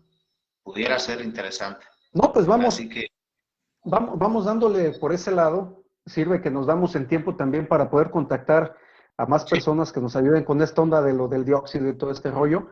Y se me hace muy interesante y se me hace más que interesante, necesario que la próxima nos acompañen a chacotear, que haya chacoteras aquí con nosotros y que cedamos prácticamente cámaras y micrófonos a ellas para que chacoteen un muy buen rato y nos den su sentir y su pensar. ¿Cómo la ven, mis estimados bien. chacoteros? Parece excelente. Claro que sí. Bueno, me parece más que perverso. Señores, pues un gustazo haber echado este chacoteo de viernes. Mi estimado Hernán, mi estimado Pepe. cuídense Gracias. mucho. Un saludo. Igualmente a toda la gente que Un nos saludo a acompañó todos, y nos cuídense. acompaña. Quedamos Gracias. vernos por acá. Acuérdense, aquí Y estamos. mañana vemos qué onda, Saluditos. Canelo. Un abrazo. Ánimo con ese Ok. candelito. Buenas noches, cuídense mucho. Hasta luego.